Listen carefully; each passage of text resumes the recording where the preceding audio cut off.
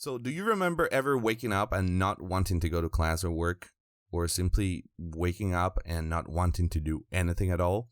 You check your phone or email in the morning and see messages you don't even want to reply to. Friends ask you to hang out, but you don't feel like getting out of your room or even getting out of your bed.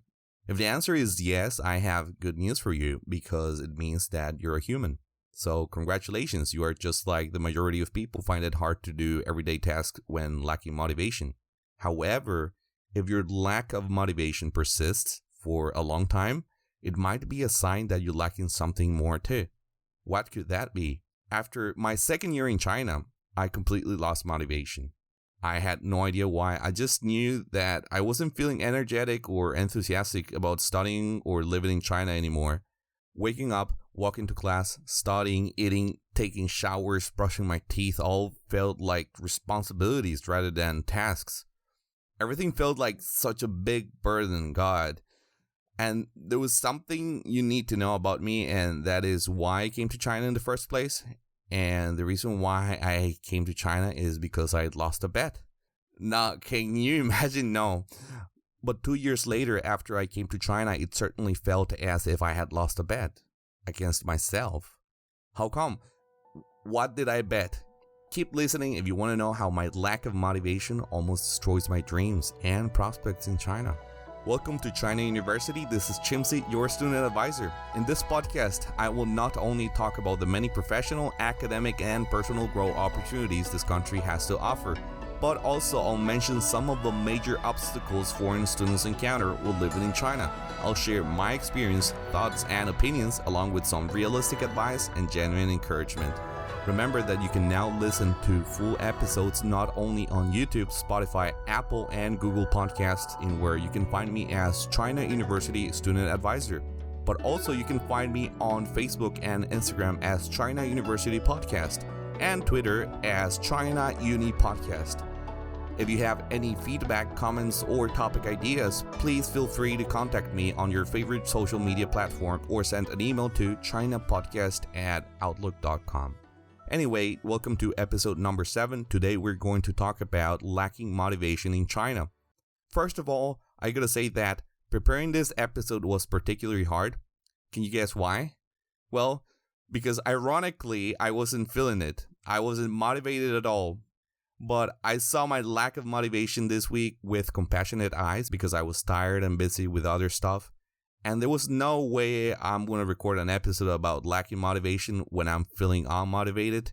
But thankfully, I'm feeling much better now. So I don't know any other better way to start an episode than by simply defining the keyword in the title. And the keyword today is motivation. What is motivation?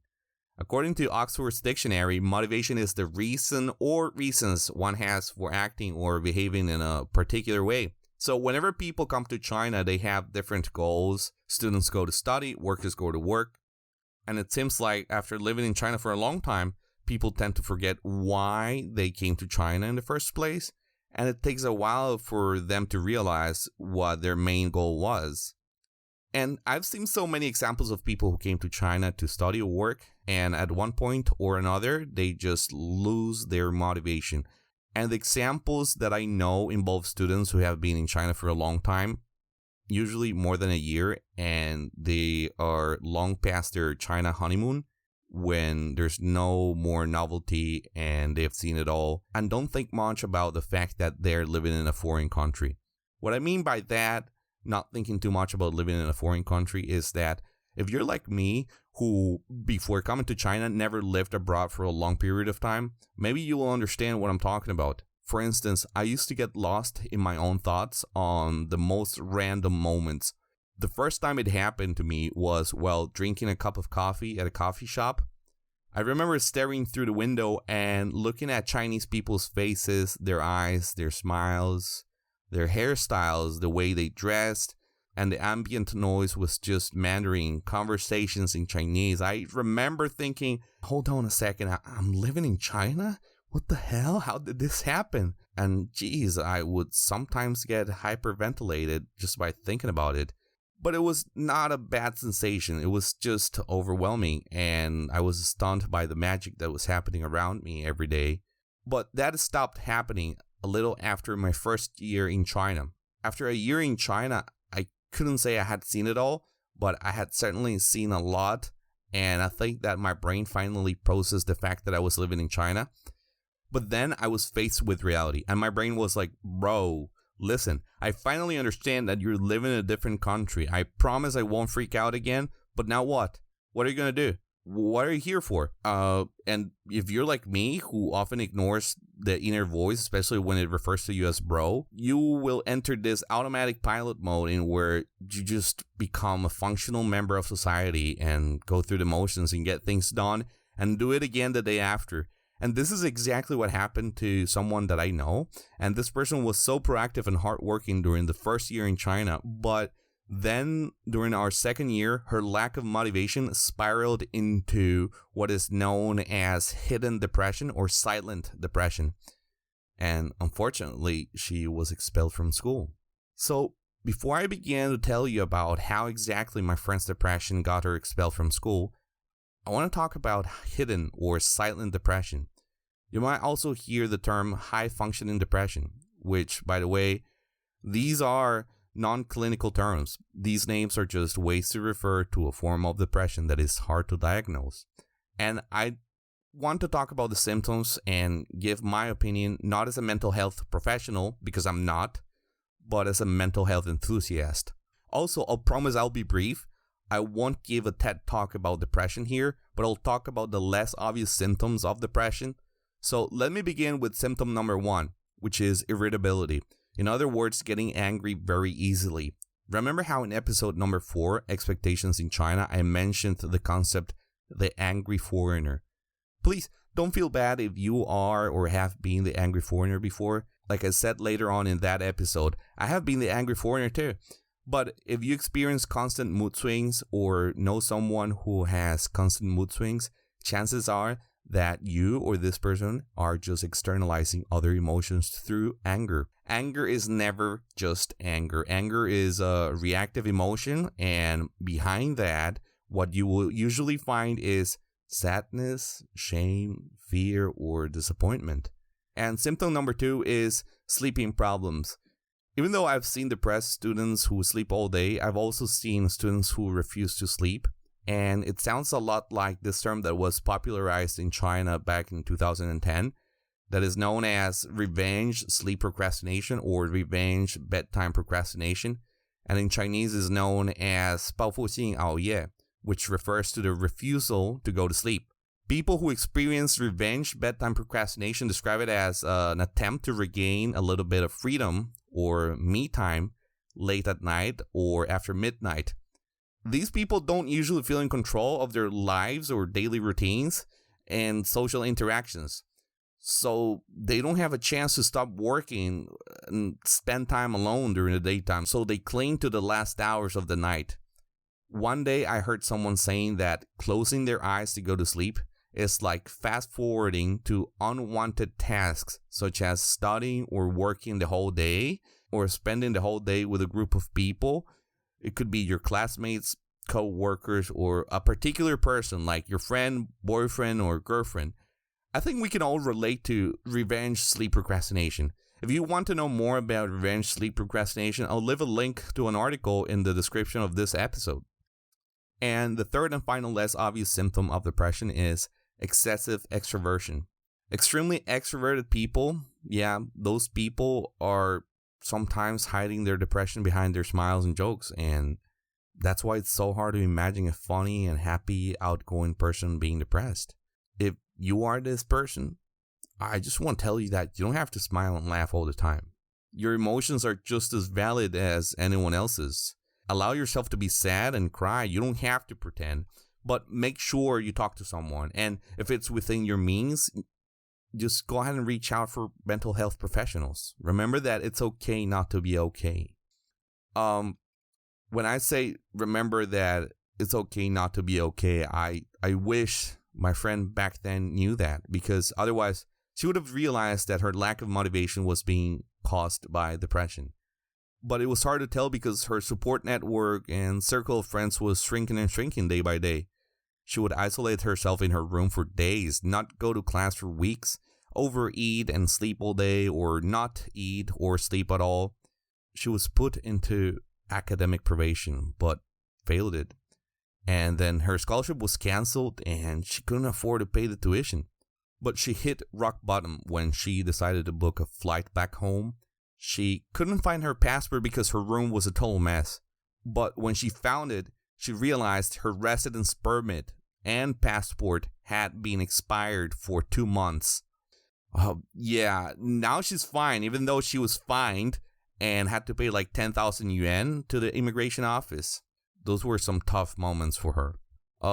So anyway, remember how at the beginning of this episode I said that after my second year in China, I felt like I lost a bet against myself? Before coming to China, I had very high expectations about the country. And after I came here, I have to admit that China surpassed my expectations. But the reason why I think I lost a bet against myself is because I romanticized my life in China. My idealization of my life in China led me to feeling disappointed, and I lost motivation because of that. First, it began with me expecting Chinese people to see me as one of their own. And even though most of the Chinese people are welcoming and hospitable, sometimes way too hospitable in my opinion, it came as a shocker that many of them won't see me as an equal. I could consider China as my home, but still most of the Chinese will see me as a laowai no matter where I go. I remember going to Starbucks and ordering coffee in Chinese, but the barista would reply to me in English. And I know it sounds crazy, but that kind of annoyed me because I felt patronized. And of course, they're not patronizing me. They're just trying to make my life easier or trying to show off their English proficiency in front of their coworkers. And I bet they studied English their whole lives, but rarely have the chance to practice it with a foreigner. But yeah, they used to make me feel like a baby whenever they wouldn't respond my questions in Chinese and just proactively use English. Sometimes I just pretend not to speak English and talk to them in Spanish, but one day the joke was on me because the clerk could actually speak Spanish. But yeah, I've come to terms with Chinese people seeing me as a laowai because after so many years, I finally found Chinese friends who see me as an equal, and they add a great sense of normalcy to my life in China. So how did my lack of motivation almost destroy my dreams and prospects in China? Well, if you guys listened to episode number 5, Feeling Like a Fraud in China, you probably remember how I said that before coming to China, I thought my Chinese was super good, but then I realized it was the total opposite. My Chinese sucked, but that didn't demotivate me. But what managed to demotivate me was the fact that my classmates and everyone around me seemed to have been studying Chinese for their whole lives. And my major, yes, what's my major? My major's name in Chinese is 汉语言对外商务方向. They call it business Chinese, but in Western universities, some of them, not all, it's also known as business with a concentration in Chinese. And the thing about this major is that it's intended for foreigners who want to learn business and Chinese at the same time. And yeah, my department doesn't allow Chinese students to enter my major or choose our courses because obviously it would be extremely easy for them. If you already speak Chinese, you'll find this major to be unchallenging. But still, some students who are fluent in Mandarin would still choose and keep choosing this major. Some of them have been studying Chinese for years, and others have even lived in China for most of their lives. Some of them were ethnic Chinese and their mother tongue was Mandarin, but held foreign passports. I'm wondering why they chose this major, in where teachers would sometimes explain words to you as if you were a toddler, when they could choose any other major in where they could actually learn new things in a more efficient way. I don't know, I guess just a big fish, little pond kind of thing. And people have asked me before, are you jealous?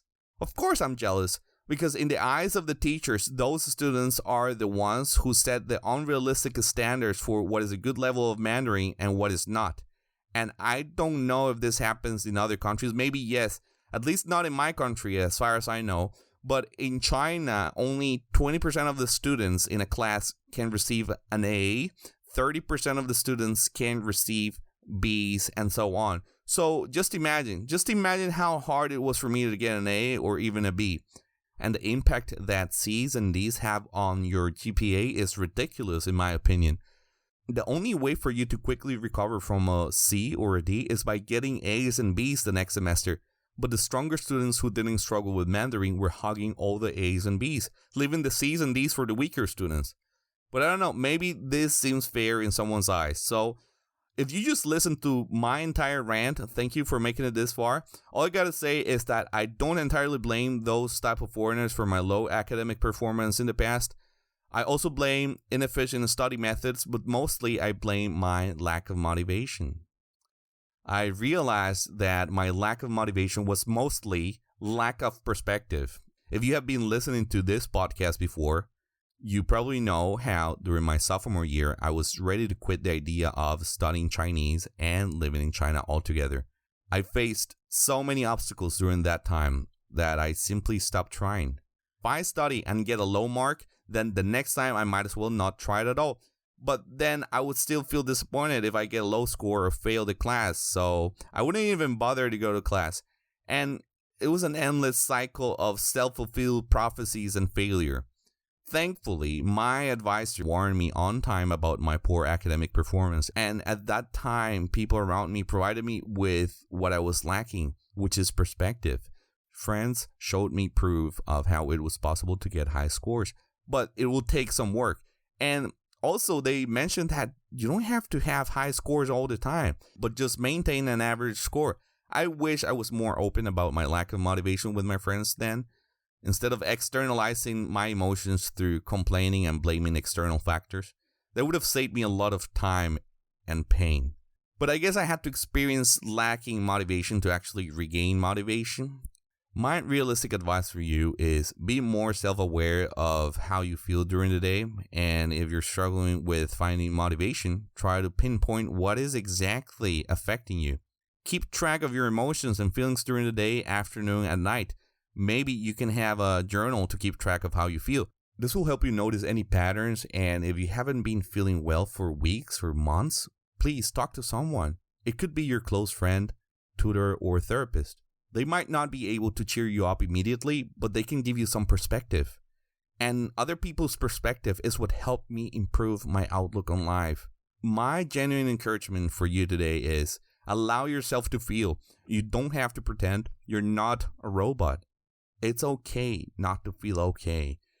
If you need some time out and rest your body and mind and do nothing at all, go ahead and do it. Take your time. But please don't isolate yourself. Don't suffer in silence. You deserve to be heard. And keep in mind that your emotions and feelings are just as valid as anyone else's emotions and feelings. I always like to finish my episodes with a quote, and today's quote is by the Austrian psychiatrist and author of the book Man's Search for Meaning, Viktor Frankl. And it says, "When we are no longer able to change the situation, we are challenged to change ourselves." Let me repeat that.